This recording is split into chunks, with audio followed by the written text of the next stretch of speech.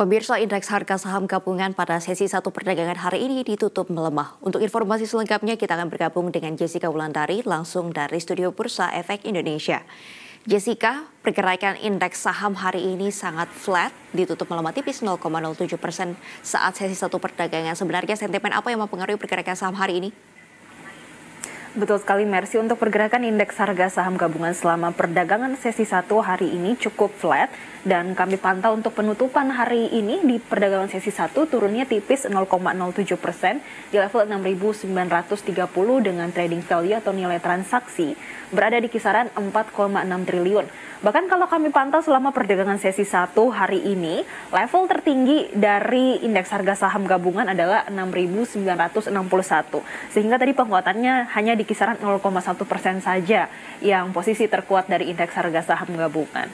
Kemudian Mercy, kalau kita pantau pergerakan IHSG pada siang hari ini bergerak turun, ini dikarenakan sektor teknologi yang melemah hingga 1%, kemudian ada infrastruktur yang juga turun 0,39% dan energi yang terpantau terkoreksi 0,3%. Adanya penurunan pada sektor teknologi ini juga tercermin dari top losers LQ45 pada perdagangan sesi 1 hari ini. Mercy, kami pantau untuk top losersnya didominasi oleh sektor teknologi. Yang pertama ada Surya Citra Media yang turunnya 2,56%, kemudian Goto juga turun 2,44% dan Bukalapak yang melemah hingga 2%. Namun Mercy, meskipun kita memantau pergerakan sektor teknologi memberatkan pergerakan indeks harga saham gabungan pada perdagangan sesi 1, kami melihat ada yang menarik, terutama dari emiten yang berbasis consumer goods. Kami memantau untuk Indef, ini maksud kami INDF, ini naiknya 1,87%, kemudian ada ICBP yang menguatnya 0,24%, Mior atau dari Mayora ini menguatnya 0,83% dan juga Unilever. Ini penguatannya sangat signifikan mencapai 2,47%. Untuk penguatan dari emiten yang berbasis consumer goods ini disebabkan adanya realisasi pertumbuhan ekonomi Indonesia sepanjang tahun 2022 sebesar 5,31% secara tahunannya. Dan sebetulnya yang paling berdampak signifikan dari sentimen ini adalah konsumsi rumah tangga, yang mana sepanjang tahun 2022 ini tumbuhnya hingga 4,93% secara tahunan, sehingga kalau kami pantau untuk emiten yang berbasis consumer goods, ini sejak ada rilis dari Badan Pusat Statistik hingga saat ini terus mencatatkan penguatan. Dan secara fundamental, pergerakan indeks harga saham gabungan juga dipengaruhi beberapa sentimen dari Bank Indonesia.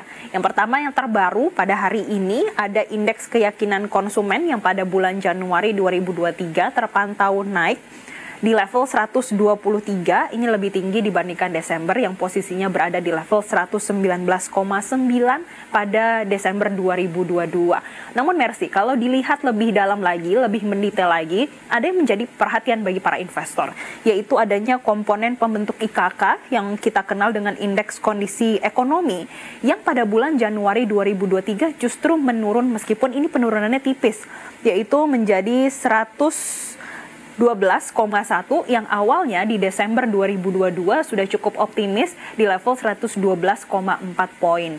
Dan ini juga mempengaruhi pergerakan indeks harga saham gabungan.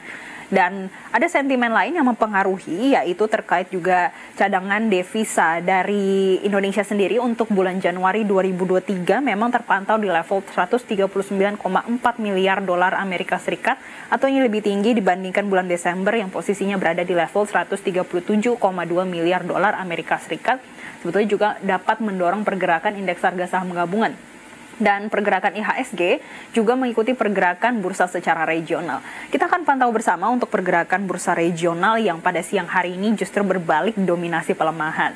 Nikkei pada siang ini melemah 0,45%. Kemudian ada Hang Seng juga melemah tipis 0,03% dan Straits Times yang berhasil menguat tipis 0,2%. Untuk pergerakan bursa regional ini juga dipengaruhi sentimen dari Jepang. Jepang baru saja mengumumkan surplus neraca dagangnya yang turun di bulan Januari menjadi 33,4 miliar yen Maksud kami ini pada bulan Desember. Dan ini justru jauh dari perkiraan para investor. Kalau investor saat ini memiliki perkiraan akan surplus hingga 98,4 miliar yen, saat ini justru posisi realisasinya di bulan Desember hanya 33,4 miliar yen di bulan Desember. Dan ini menjadi sentimen negatif tersendiri bagi pergerakan bursa regional dan juga turut mengikut indeks harga saham gabungan juga turut mengikuti pergerakan bursa secara regional.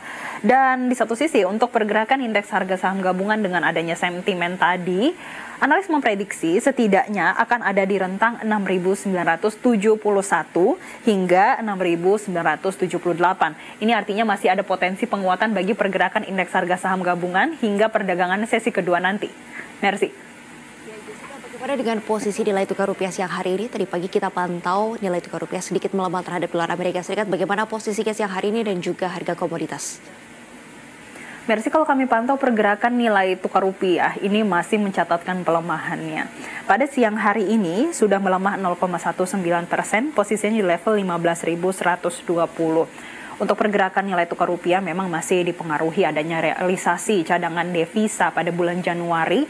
Ini berada di level 139,4 miliar dolar Amerika Serikat, atau ini naik memang dari bulan Desember yang posisinya berada di level 137,2 miliar dolar Amerika Serikat. Namun Merci, yang masih menjadi fokus dari para investor yaitu tambahan cadangan devisa di bulan Januari ini justru tidak sesuai ekspektasi pasar. Karena pasar melihat bagaimana adanya sudah ada penerbitan global bond nilainya sampai 3 miliar dolar Amerika Serikat pada bulan Januari. Kemudian ditambah dengan adanya capital inflow terutama untuk di pasar obligasi yang pada bulan Januari nilainya sampai 3,6 miliar dolar Amerika Serikat. Namun ternyata realisasi terhadap cadangan devisanya ini hanya di kisaran 3 miliar dolar Amerika Serikat. Sehingga ini nanti dinilai akan berdampak terutama pada surplus neraca dagang di bulan Januari. Dan ada potensi, analis menyampaikan, ini ada potensi untuk di bulan Januari realisasi dari trade balance nanti akan menurun dan ini juga nantinya akan berdampak pada pergerakan nilai tukar rupiah. Dan untuk sepanjang hari ini saja, analis memprediksi nilai tukar rupiah masih ada potensi pelemahan setidaknya di rentang 15.000 hingga 15.100. Sedangkan untuk pergerakan harga komoditas ini cukup berbeda dengan pergerakan nilai tukar rupiah. Yang pertama kami memantau untuk pergerakan harga komoditas emas, yang mana COMEX Gold pada siang hari ini berhasil menguat 0,24%.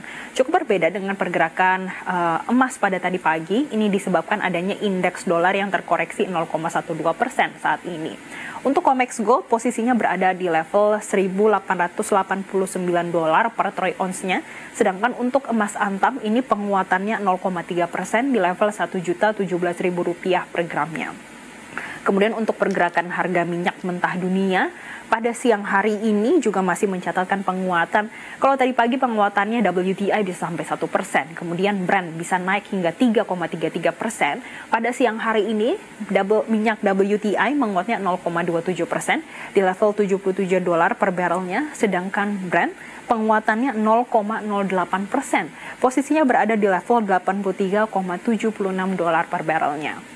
Untuk pergerakan harga minyak mentah dunia sendiri, ini dipengaruhi adanya sentimen Badan Energi Internasional yang memperkirakan kalau setengah permintaan minyak mentah dunia untuk tahun 2023 ini akan berasal dari Tiongkok. Ditambah saat ini ada sentimen kekhawatiran adanya kekurangan pasokan karena adanya penutupan terminal ekspor utama, terutama setelah adanya gempa yang terjadi di Turki. Ini turut mempengaruhi pergerakan harga minyak mentah dunia yang terus menguat hingga saat ini. Demikian, Merci. Terima kasih Jessica Wulandari untuk laporan Anda langsung dari Studio Bursa Efek Indonesia. Kita akan pantau terus bagaimana pergerakan IHSG, nilai tukar rupiah dan harga komoditas sampai penutupan perdagangan sore nanti. Selamat kembali bertugas.